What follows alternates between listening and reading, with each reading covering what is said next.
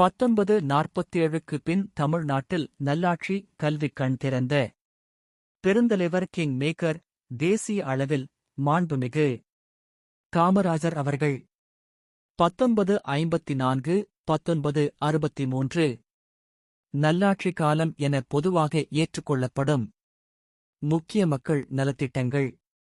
பள்ளிக்கல்வி கட்டாயம், மதிய உணவு திட்டம் தொடக்கம், அணைகள், மின்சாரம், நீர்ப்பாசனம்.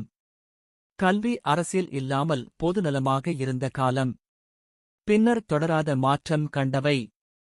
கல்வியில் அரசியல் நுழைவு, கிராம அடிப்படை வளர்ச்சி, வேகம் குறைவு. பேரறிஞர் தமிழ் இன எழுச்சியின் சின்னம் மாண்புமிகு சி.என். அண்ணாதுரை அவர்கள். 1967 1969 சமூக சீர்திருத்த நல்லாட்சி. முக்கிய திட்டங்கள்: சுயமரியாதை, சமத்துவ சிந்தனை, சுயமரியாதை, திருமண சட்டங்கீகாரம். தமிழ் அடையாள அரசியல். பின்னர் பலவீனமானவை.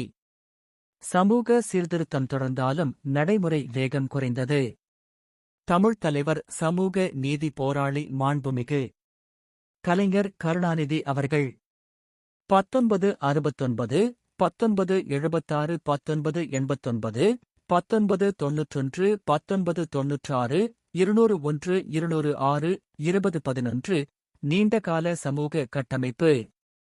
முக்கிய மக்கள் நலத்திட்டங்கள்: சமச்சீர் கல்வி, இலவச வீட்டு மனை பட்டா, சமூக நீதி, இடஒதுக்கீடு, வீராணம் நீர்த்திட்டம், பெண்கள், தாழ்த்தப்பட்டோர் பாதுகாப்பு சட்டங்கள் நிராகரிக்கப்பட்ட மாற்றப்பட்டவை. சமச்சீர் கல்வி ஒரு கட்டத்தில் நிறுத்தம். சில வீட்டு நிலத்திட்டங்கள் தொடரவில்லை. புரட்சித் தலைவர், மக்கள் நாயகன், ஏழைகளின் பாதுகாவலர் மாண்புமிகு எம்.ஜி. ராமச்சந்திரன் அவர்கள். 1977 1987 மக்கள் நல அரசியலின் உச்சம். முக்கிய திட்டங்கள்: சத்துணவு திட்டம் விரிவாக்கம், புரட்சி, ஏழை, குழந்தைகள், பெண்கள் மீது நேரடி கவனம், அரசியல், மனிதாபிமானம் இணைந்த காலம். பின்னர் பலவீனமானவை. உண்மையான சமூக சீர்திருத்தம், நீண்டகால கட்டமைப்பு, குறைவு திட்டங்கள் இருந்தாலும் அமைப்பு பலவீனம். புரட்சித் தலைவி அம்மா, இரும்பு பெண்மணி மாண்புமிகு ஜெ. ஜெயலலிதா. 1991 1996 201 206 2011 2016 நிர்வாக வலிமை, மக்கள் நலத்திட்டங்கள். முக்கிய திட்டங்கள்: அம்மா உணவகம், இலவச லேப்டாப், மிக்சி, கிரைண்டர், பெண்கள் பாதுகாப்பு திட்டங்கள். விமர்சனம்: சில திட்டங்கள் அரசியல் சின்னமாக மாறியது. சில திட்டங்கள் ஆட்சி மாற்றத்துடன் சுருங்கியது. தற்போதைய காலம் டிஜிட்டல், சுகாதாரம், கல்வி மேம்பாடு. ஆனால் மக்கள் நம்பிக்கை, ஒற்றுமை சவாலாக உள்ளது. புரட்சித் தலைவர், மக்கள் நாயகன், ஏழைகளின் பாதுகாவலர் மாண்புமிகு எம்.ஜி. ராமச்சந்திரன் அவர்கள் மக்களுக்காக ஆற்றிய ஒரு முக்கிய பேச்சின் ஆழமான அர்த்தம். ஒரு மனிதனுக்கு வாழும்போது எத்தனை நற்பணி மன்றங்கள் இருந்தது என்பதல்ல, அவர் மறைந்த பின்பு அந்த மன்றங்கள் எப்படி செயல்படுகிறது என்பதே அவரின் நற்பெயரை நிலைநிறுத்தும். இதன் பொருள், நல்லாட்சி என்பது ஒரு மனிதர் இருக்கும் வரை அல்ல, அவர் உருவாக்கிய அமைப்புகள், மதிப்புகள், மனிதநேயம் தொடர வேண்டும். இன்று நாம் கேட்க வேண்டிய கேள்வி: இந்த நிலை மாற வேண்டும். நல்லாட்சி என்பது தேர்தல் கால வாக்குறுதி அல்ல, மனிதனை மனிதனாக பார்க்கும் நிரந்தர சிந்தனை. நல்லாட்சி காலத்தில் உருவான திட்டங்கள் இன்று உயிருடன் உள்ளதா? இந்த நிலை மாற வேண்டுமென்றால், நல்லாட்சி என்றால் தேர்தல் நேர திட்டங்கள் அல்ல. மாண்புமிகு தலைவர்களே, அன்பான சகோதர சகோதரிகளே, 1947க்கு பிறகு தமிழ்நாடு பல நல்லாட்சிகளை பார்த்திருக்கிறது.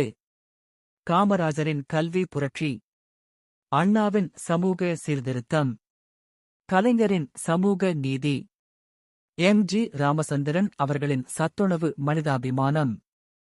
இவை எல்லாம் ஆட்சி அல்ல. ஆட்சி வழியாக மனிதநேயம், ஒரு மாநிலத்தின் வளர்ச்சி. அதன் சாலை, பாலம் மட்டுமல்ல, அது மனிதனை எவ்வாறு பார்த்தது என்பதில்தான் தெரிகிறது. 1947க்கு பிறகு தமிழ்நாடு பல நல்லாட்சிகளை கண்டது. காமராஜர் கல்வியை வீடுதோறும் கொண்டு வந்தார். அண்ணா மனிதனை சமமாக பார்க்க கற்றுத்தந்தார். கலைஞர் சமூக நீதியை சட்டமாக மாற்றினார். எம்ஜிஆர் பசியை அரசியல் பிரச்சனையாக மாற்றினார். இன்று நாம் கேட்க வேண்டிய கேள்வி: நல்லாட்சி காலத்தில் உருவான மனிதநேய அமைப்புகள் இன்றும் உயிருடன் உள்ளதா?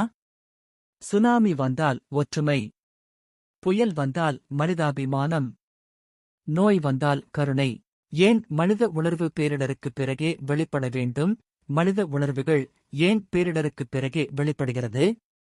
உண்மை நிலை: சுனாமி, புயல், கொரோனா, குழந்தைகள், பெண்கள் மீது வன்முறை, மாணவர்கள் உயிரிழப்பு, இவையெல்லாம் நடந்த பின்பே மனிதாபிமானம், ஒற்றுமை, உதவி மனப்பான்மை ஏன் இப்படியாகிறது? பயம் மனிதனை மனிதனாக்குகிறது. தினசரி அரசியல் சாதி மதம் உணர்வை மறைக்கிறது. துன்பம் வந்தபின்தான் நாம் எல்லாம் ஒரே மனிதர்கள் என உணர்கிறோம். மனிதாபிமானம் என்பது அசாதாரண சூழ்நிலையில் அல்ல, சாதாரண நாளிலும்